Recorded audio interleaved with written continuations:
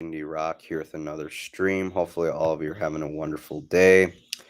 It is Wednesday, December 14th, 9:15 a.m. Central Standard Time. Hopefully, all of you had a wonderful evening last night. Um, Crypto market cap sitting at $879 billion, and Bitcoin dominance sitting at 39.5%. ETH dominance sitting at 18.6%. Not going to go through the typical altcoins, but Bitcoin is sitting just above 18K. Pretty crazy stuff. Ethereum sitting at 1339. Binance coin 272. Dogecoin 9.146 cents. Cardano 31.34 cents. Matic just above 93 cents. Taking a look at the Dow Jones, we did have quite the red wick out of the daily candle yesterday on the Dow Jones. Taking a look at the 1 hour time frame, it seems like we are kind of bonking our heads again, kind of at this 34,300 uh, range. Again, looking at Bitcoin hourly, we did break above 18K, which is rather significant. But will it hold? With the Federal Reserve meeting here in the next few hours, a market is anticipating 50 basis point rate hike for this month, going into the new year. But time will tell us here in a few hours whether the market predicted properly or not. I think the Federal Reserve may go through with a 75 basis point rate hike or even 100 basis point rate hike. Whether that's going to happen again, we'll find out here in the next few hours. I might be wrong. I wouldn't be surprised if I'm wrong, because the market has a tendency to do the opposite of what you think it's going to do. Taking a look at the daily chart, we do have some solid green candles out of Bitcoin, but is this going to be short lived again with the Federal Reserve meeting later today?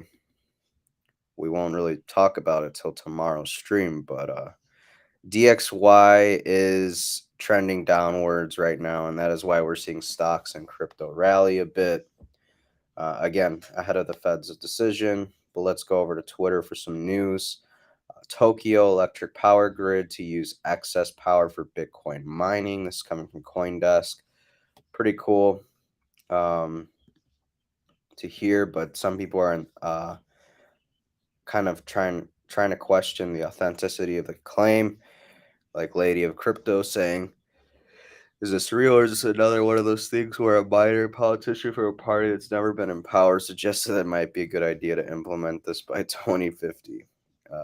Again, if someone can confirm this, that would be good. But if this is true, that's very cool. Ran from Crypto Ran says you would be better off following Jim Cramer's calls in reference to El Capo of Crypto. El Capo Crypto says $17,500 Bitcoin check. Bring on the nuke hammer. And then this guy responds and says, look at all the horrible calls you've made, Crypto Ran. 400% in November, literally at the pretty much tippy top. Next leg of the bull cycle, after we start coming down, alt season starts, even when we've come down even more. One strong bottom signal, biggest buying opportunity, crypto bear market cancel. You're in no position to be critiquing others, buddy. Like for somebody like yourself that has such a big following, you should not be making these big calls. No offense.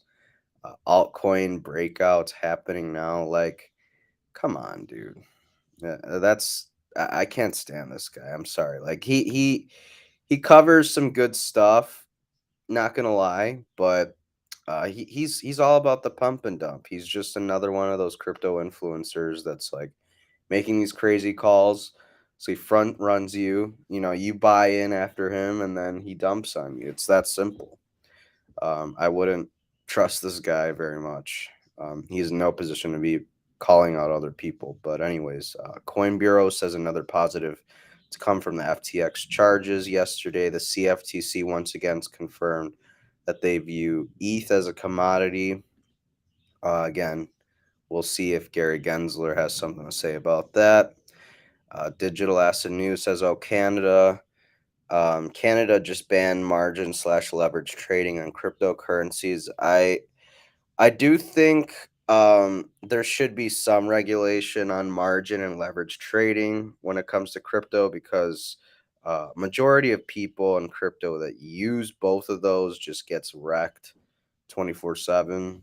So I do think there should be some regulation regarding it, but banning it entirely is kind of a dangerous precedent. Again, government, you could make the argument that the government's controlling what you can and can't do with your money as a result. Bitcoin ETF launched in China. Can purchase licensed Bitcoin futures ETF in China legally start from today. If you understand, guess the significance of this. Why have we not seen a Bitcoin ETF here in the States? Like, what gives? Well, how can the commies beat us to it? Is a real question. Just in Brazil to launch a central bank digital currency in the year 2024. Again, more and more countries preparing their CBDCs ahead of I believe, the World Economic Forum's goal of 2025. Here's a use case for Bitcoin in Africa. This is Jack Mahler's. So, Jack, to date, what do you think has been the most compelling use case for Bitcoin across the African continent? I'm going to give two. I'm going to cheat. One is saving, is how do I store wealth across time? When I have 55 currencies in this continent, and I don't know if any of them are relatively strong, it's something that I would want to store my money in. And then the other is cross-border payments. 80% of cross-border payments inside the continent, so going from Nigeria to South Africa, they actually go through the United States first, typically. So you got to. Isn't that wild? I didn't know that. $dollars to rand. So an intra-Africa cross-border payment is actually twice expensive than just sending to the United States. So I think there's a lot of efficiencies in cross-border payments and remittance. I think there's a huge opportunity to store and preserve wealth against a lot of the currencies here today that are hyperinflated. As a person who works with refugees who gets kidnapped and sold as slaves, and you basically have to buy out these refugees. If not, they will be sold to others that will then demand up to $100,000 a person. So I used it to facilitate. We had an hour and a half to pay ransom to free one person, and if the money did not arrive in Sudan in an hour and a half, it was going to be sold to the Libyans, which the ransom would have been $50,000. So I had to train someone in Sudan on how to receive Bitcoin and then how to exchange it to fiat. And then after that, that person actually went and made up his and paid the ransom using an hour and a half as demanded. And we managed to free that person using an hour and a half thanks to Bitcoin. I think the most compelling one has been solving cross-border payments, right? We're sort of locked up with the payment systems. We don't have PayPal, we don't have Venmos, sending payments from abroad is really expensive. Bitcoin, it's make things much easier. It's an easy way to send money from, say, Nigeria to Kenya, Nigeria to South Africa. It just reduces the whole cost of sending payments for us. The real win here, and some major geopolitical win, is that Bitcoin, if the youth who are doing all of this gig work online on sites like Upwork, etc., they start accepting Bitcoin. They are bringing FX into these countries. We can stabilize the inflation rate. This is absolutely huge because inflationary attack is one of the biggest assault vectors that the Western powers and central banks use to subvert and weaken the global South. This is a massive game changer. If we can scale this up, give them our support, it will actually even scales. It won't be this gun of inflation pointed at the heads of every global South country in the world. This is what's going to give us equilibrium. And as we discussed yesterday, the Bitcoin Lightning Network basically allows people to send money to their friends, family members across the continent of Africa, essentially fee-free, in comparison to a Western institution like Western Union, where you'd have to pay remittance fees. And as we've discussed several times, remittance fees can be anywhere between 10 to 40% of the money you are sending. So just let that sink in as to how big this is going to be in the global south, as the CEO of PAX Full says, Ray Youssef. Here we have Now, talk about before what you need to do 2022 for ends. taxes to give you the TLDR. Essentially, if you have any losses that you need to take for 2022, you need to do them by December 31st.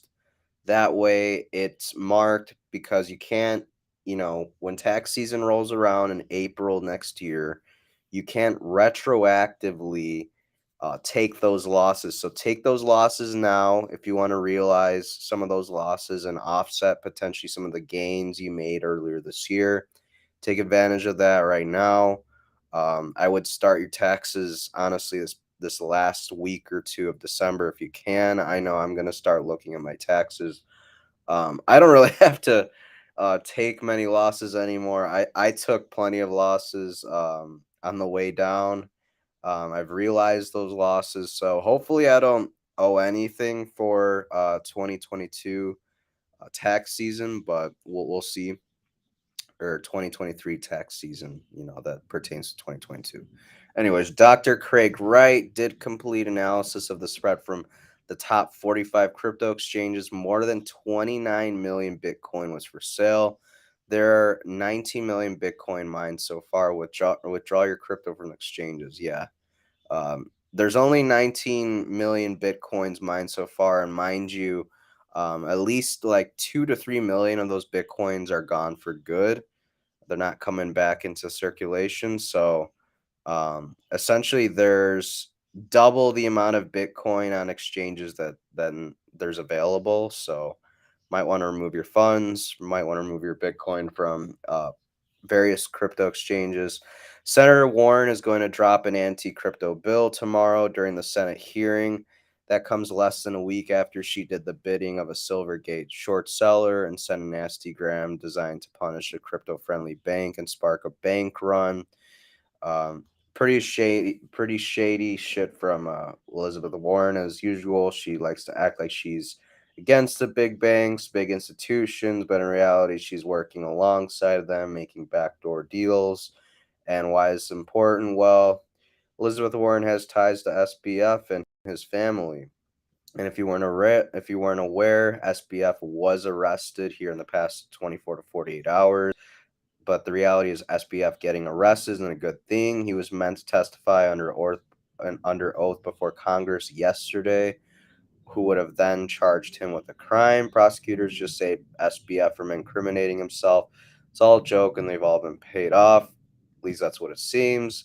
And as we've discussed several times, SBF made political donations using customer money to impact the direction of public policy in Washington, according to the U.S. Attorney of South District of New York. Again, not really that surprising to us. Kind of been talking about this. The potentiality that Biden gave loads of money to Ukraine, who then gave our tax dollars loads of money to FTX, who then donated loads of money to the Democratic Party for ahead of midterms this year. Yeah, that sounds like something the mainstream media won't report, just like they won't report on the Twitter files or the VAERS system and the obscene amount of adverse reactions people are having, pertaining to particular medical procedures that they took. But again, anyways, we'll talk about that a little bit later. SBF, the CEO of FTX, was denied a $250,000 bail. He was declared high risk to flee. No shit. SBF will go to Bahamas only prison, Fox Hill, as he awaits extradition to the United States. Fox Hills is known for brutal conditions. Inmate suicide is not uncommon. Again, are we going to see a repeat of Epstein? Time will tell. Apparently, they will go after everyone that got to withdraw money using Bahamian KYC. From my understanding, Sam Bankman-Fried opened the doors to Bahamians who had KYC through FTX and allowed them to. They had roughly 25 hours to withdraw their funds. Not exactly sure as to why he's playing favorites, but he is, and that's pretty shitty. Here we have Mr. Wonderful. Must think it's so weird they arrested SBF. I mean, why would they arrest such a good guy? There is a theory going around that SBF is actually blackmailing Mr. Wonderful, and that's why Mr. Wonderful has such this positive attitude towards SBF, and that he wholeheartedly said that he would uh, put money into his next business venture. Pardon me, and that's pretty wild considering Kevin O'Leary lost a few million from the whole FTX scandal. FTX used QuickBooks for their accounting. I watched the clip about this, and essentially the people that were at the hearing, so to speak, they were like critiquing. They're like, QuickBooks is a great, application and everything, but should it be used by a multi-billion-dollar company like FTX to handle accounting and such? And SBF has been recorded as to saying that he did a lot of the counting for his company in his head. Like, bruh, come on. Use your brain. Use a calculator. Use some better tools. Better instruments. We live in 2022. You have the internet at your disposal. You have all these applications, and the fact that you're just going to do the math in your head and you're going to do the counting in your head or use QuickBooks is pretty laughable. Pretty stupid. SBF suffered from depression, insomnia, and ADD for over a decade, according to Bankman-Fried's attorney, who's asking his client be let out on bail. If you're unaware, Sam Bankman-Fried's attorney is actually the attorney who represented Ghislaine Maxwell. And if you don't know who Ghislaine Maxwell is, well, do a quick Google search. She was basically best buddies with Jay Epstein. So just something I thought I'd share. Question about he must be a pretty good lawyer if he got Ghislaine Maxwell such a great deal. Understand Sam Bankman's con for what it is: a failure of centralization, business ethics, and a crime, not a failure of technology. Crypto reflects American values the same way internet does. Decentralization is the point. Here, I'll play Ray, some I of the clip. appreciate you mentioning your concerns in the beginning of my questioning about the concentration of power in a small group of individuals with no oversight. That is the exact problem that open and permissionless technology like crypto and blockchain solve. It solves for the problems of centralization.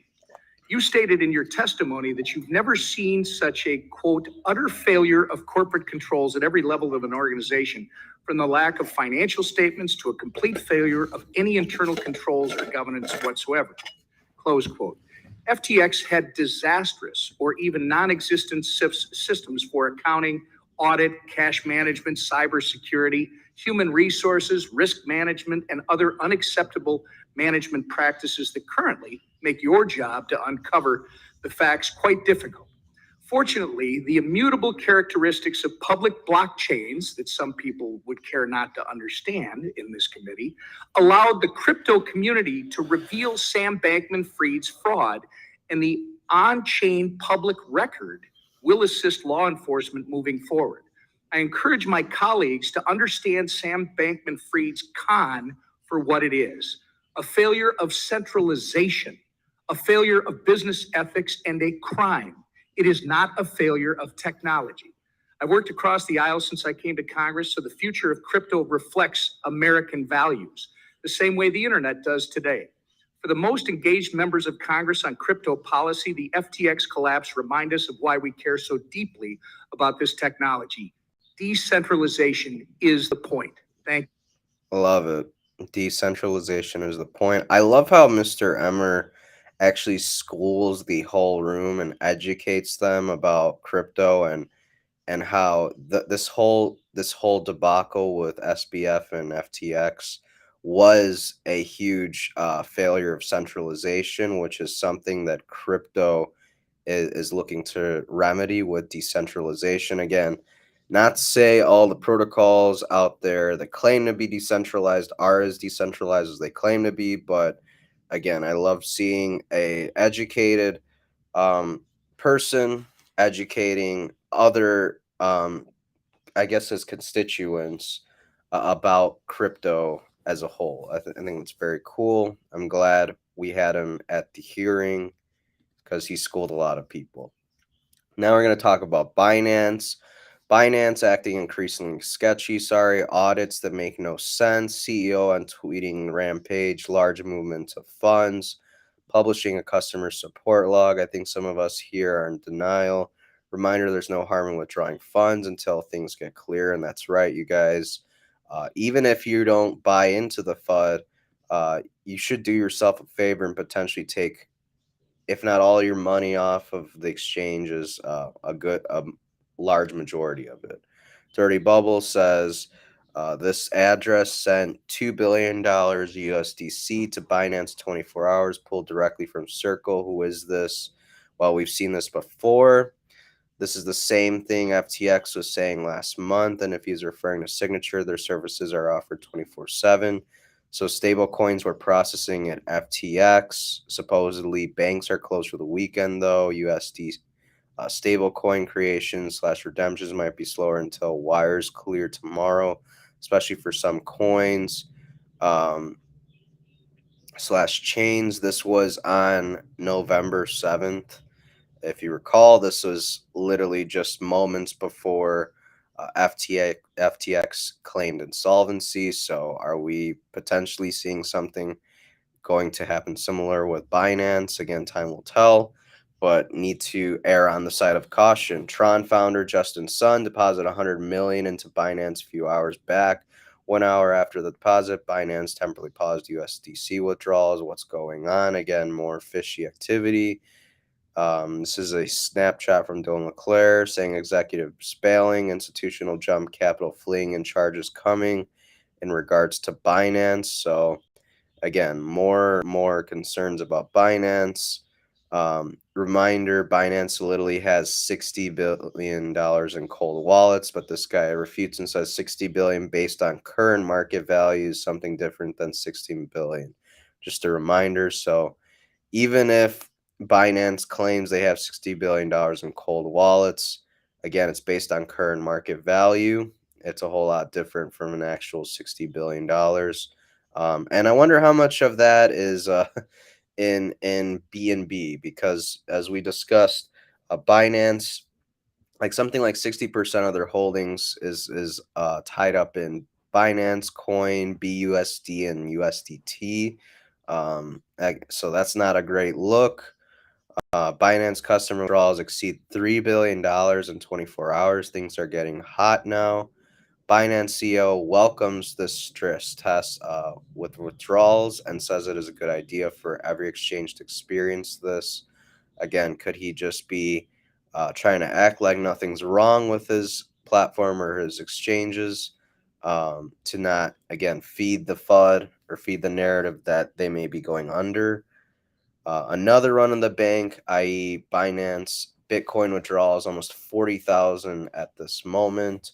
That's roughly $700 million leaving the Binance exchange. Pretty crazy stuff.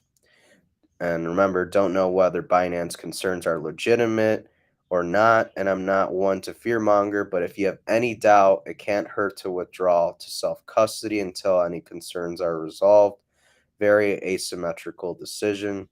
Yeah, again, I don't think it's like very asymmetrical decision. It's like you take your money off the exchange. If they're actually solvent, they don't go under, then nothing happens. You played it safe. If you take your money off and they go and they prove to be insolvent, well, you saved yourself potentially hundreds, if not thousands or tens of thousands of dollars by taking your money off the exchange. So just something to pay attention to. I saw a tweet yesterday saying that they stopped withdrawals for USD, so I panicked and went over to the app and withdrew my money because it might have just been a troll, but I didn't want to play the risk. It happened to be a troll. They were still allowing withdrawals, thank God, but my money hit my bank account. I withdrew my Bitcoin yesterday as well from Binance. Just gonna wait a few weeks, see how things play out. Hope they blow over. Maybe in the meantime, I'll start buying a little bit on Coinbase again. I haven't really done that in probably over a year or two, to be honest, because Coinbase is one of the few platforms I don't like to use just because they have stupid high fees. But Some people associate that with security. I'm not exactly sure why, but nonetheless, that's probably my game plan. U.S. lawmakers unveil bipartisan bill to ban China's TikTok over spying fears. If you guys are unaware, TikTok has two, um, the company that owns TikTok has two versions of the app.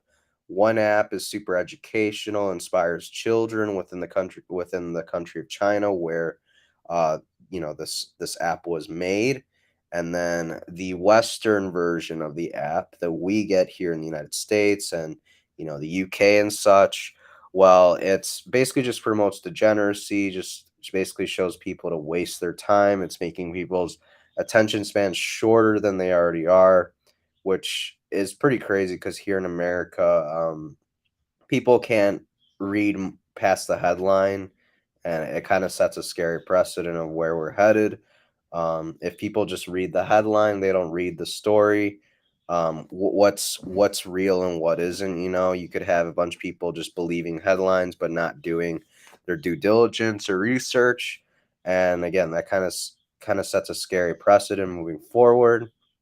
Our money is so broken the manipulated 7% inflation number is considered bullish. Yeah, pretty crazy how 7% is considered good at this current point in time. And then you have people like, oh, get wrecked, bears. We went up a whopping 0.35%. Let me guess, Fed pivoted again. Yeah, it's pretty wild. Like the some of the bulls in the market need to settle down because I think we have a lot of pain to experience in the market before things rally considerably. Now, this comes from the Twitter files. So Trump was impeached for collusion that didn't happen under his watch. Not like the media is saying, or not like Democrats are saying. Meanwhile, Democrats were actually colluding with the FBI, i.e., the intelligence community, big tech, i.e., Twitter, and legacy media to create this narrative that Orange Man bad, he colluded with Russia, blah blah blah, and they actually got caught with their hand in the cookie jar, which is what we saw with the Twitter files. We saw several Democrat candidates, along with the FBI, coordinating with Twitter to suppress Donald Trump, while Jack Dorsey was the CEO of the company. Jack Dorsey saying there's a lot of conversations around the Twitter files. Here's my take and thoughts on how to fix the issue identified. I'll start with the principles I've come to believe based on everything I've learned and experienced through my past actions as a Twitter co-founder and lead. Magoo PhD calls him out. I'm sorry, but where the fuck were you the last 10 years? All this shit happened under you. And just now you're acting like you give a shit. Like, where were you, dude? I don't believe Jack Dorsey one bit. I'm glad he's switched his focus towards Bitcoin, but is he gonna try and control Bitcoin somehow? Like, I don't know, dude. I don't trust this guy. I'm not saying he can't make up for anything that he did wrong in the past, but I have very low confidence in Jack's claims that, oh, I'm changed, blah blah blah. Yay says that Elon Musk is the front man for the carbon credit system, and he's not a good friend for banning him from Twitter. A lot of people would argue that the actions that Elon Musk is taking, such as banning people like Ye for saying unpopular things, is a step in the wrong direction, just showing us that Twitter isn't going to change all that much. People will still be silenced and censored if it's politically convenient or politically expedient. Um, Rumors swirling that Elon Musk is working on a Twitter payment processor that would compete with PayPal. So not only is Elon going to bankrupt the media, but he will bankrupt PayPal too. That would be pretty wild to see. I do think PayPal needs to be um, put in its position, considering their stance on the whole free speech argument. Essentially, users were being fined anywhere upwards of like $2,500 on their account for saying something that the company didn't agree with. Pretty crazy stuff. I heard PayPal stop that nonsense briefly, but they're on that BS again. So, um, pretty weird. Again, is Elon Musk super free speech? You could argue he's not entirely free speech based off who he's banned since platform was acquired by him. Luke Rakowski says that's literally me. You can't describe your politics in one picture. Me. No to the swastika, no to the hammer and sickle, so no to communism, no to fascism slash Nazism. Entire concept of freedom of speech exists to protect the speech you don't like. Everybody supports the speech they like, even fascists. Yeah, that's true. If you don't agree with something someone's saying, whether you agree with them or not, that is their right to say it. And again, that's the whole entire concept of freedom of speech, and very few people uh, grasp that idea. Judith Rose says, "Good morning. This is your reminder that the First Amendment covers freedom of expression, meaning there's no such thing as hate speech. Grow up and stop letting words hurt your feelings. Have a great day." Yeah, like the whole saying, "Sticks and stones may break my bones, but words may never hurt me." I don't know how many of you have heard that phrase when you were little, but it rings true. And you shouldn't let words affect you so greatly, like many people get triggered over controversial things or statements, ideas. First Amendment guarantees freedoms concerning religion, expression, assembly, and the right to petition. It forbids Congress from both promoting one religion over others and also restricting an individual's religious practices. It guarantees freedom of expression by prohibiting Congress from restricting the press or the rights of individuals to speak freely. It also guarantees the rights of citizens to assemble peaceably and to petition their government. In a Supreme Court case on the issue, Mattal versus Tam, 2017, the justices unanimously reaffirmed that there is no hate speech exception to the free speech rights protected by the First Amendment, that the U.S. government may not discriminate against speech on the basis of the speaker's viewpoints. Yeah, and that's exactly what the government's doing right now. They're trying to censor, quote unquote hate speech by people like Ye. Again, don't agree with everything the man says, but he's entitled to his beliefs and he's entitled to express them. He's a free man. Um, and again, just government overreach at its finest when it comes to free speech. Nearly every instance of government overreach that I'm fighting or fearful of today has its roots in the Patriot Act. Why wasn't I screaming and resisting 20 years ago? Why weren't all of us? To be fair, my husband, who I met in 2006, was crazed about it. He insisted I secure my online profiles and logins, clear my internet caches, decline cookies, and open bank accounts that were minimally monitored. I thought he was insane. I told him I had nothing to hide. He is an exceedingly kind and generous man, and never reminds me that I said that. Nonetheless, I apologize at least weekly. Yeah, isn't that crazy? Like it only takes time for the dust to settle and for you to realize what you potentially lost a decade or two ago when it comes to certain freedoms. Like the whole Patriot Act was kind of pushed ahead of the whole debacle in 9/11. So were they preparing for a scenario like that or planning for it? I don't know, but pretty crazy that those of us who had a voice back then didn't speak up. I was, to be honest, I'd arguably say a little too young to call it out. I was like 4 or 5 years old at the time, so I didn't know I didn't really know my left from my right. So to say that I could have spoken up on it effectively at that age and point in time would be inaccurate. But many adults just, accepted it. They're like, oh, okay, it's par for the course. It's just the world we live in. Everything's fine. Meanwhile, the house that they're in is on fire and it's going up in flames.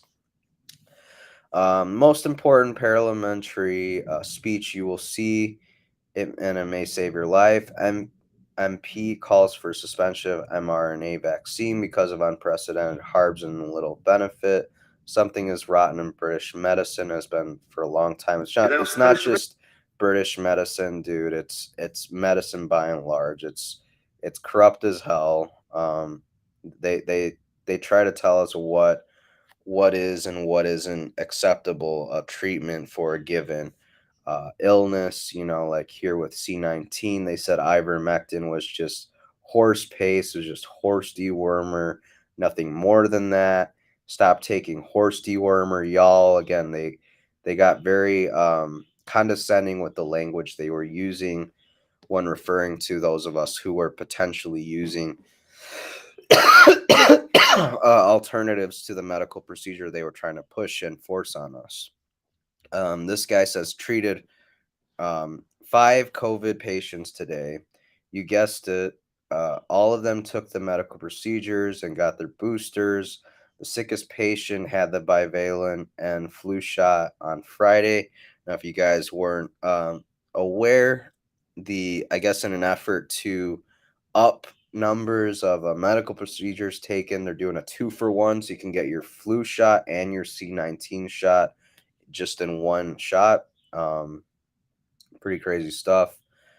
This person says, I'm not sorry for not wanting my coworkers to murder me. I have a right to not have COVID coughed in my face for 8 hours a day. Like, how dramatic are people? Like, this is what's scary is like, no one goes in your face and coughs in it. Like, how delusional do you need to be? Thomas Massey sees this person for the clown they are and says, doesn't your vaccine and mask work? And that's a valid point. If the medical procedure and the masks work like you claim they do, then you shouldn't have to worry. You're safe and protected. At least that's what they say. And this person makes a great point. If you live life as if there's no respiratory viruses, you'll sometimes get sick and you'll go on with your life. You'll live your life.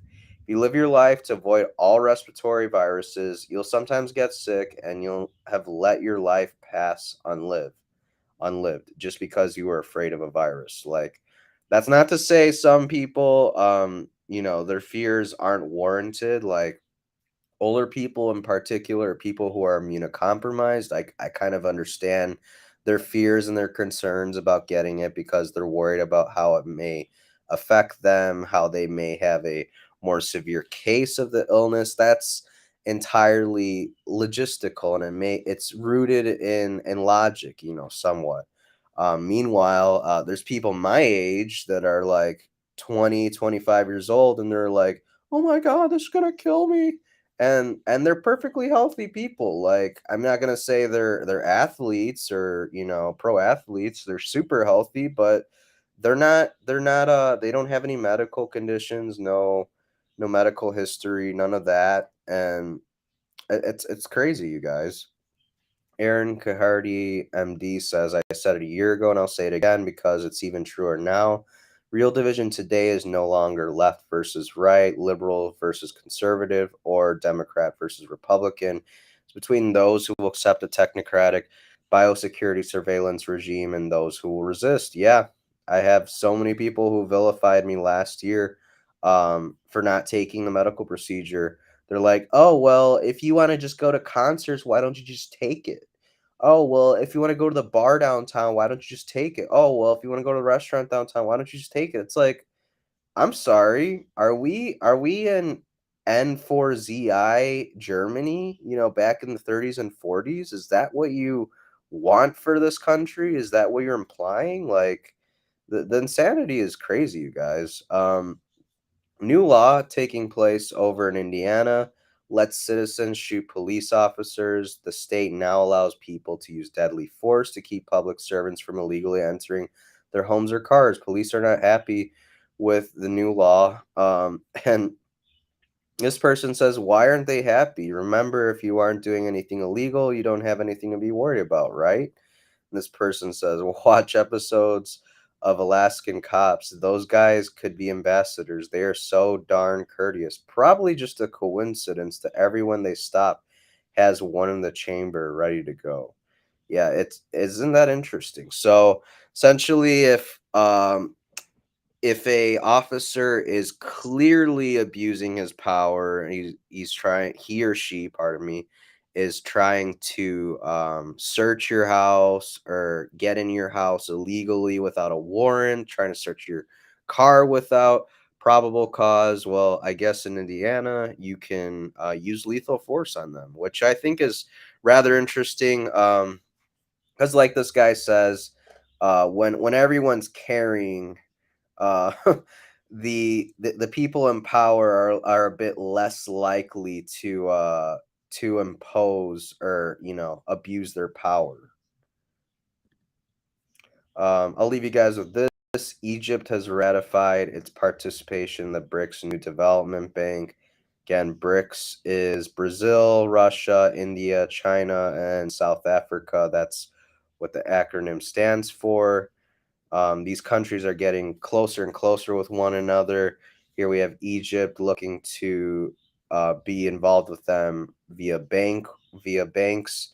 More and more countries seeing the value in this Eastern hegemony known as BRICS. Time will tell as to whether um, the members in BRICS grows rapidly or slowly, but I do recall reading somewhere not too long ago that a few countries are looking to join BRICS by 2024. So the Western hegemony is definitely on the decline. Not trying to spread FUD or scare you guys, but that's why we need to hedge ourselves accordingly with Bitcoin. In my opinion, I think Bitcoin is a safe way to hedge against both hegemonies, to not conform essentially. But that about does it for today's video, you guys. If you guys enjoyed it, please like and subscribe, hit the notification bell to notify when we go live next. Please share the video with your friends and family. Found it educational, entertaining, any of the above. Please do so because the algorithm definitely suppresses our content. But until tomorrow, you guys, 9:15 a.m. Central Standard Time, take care and invest wisely. Peace out.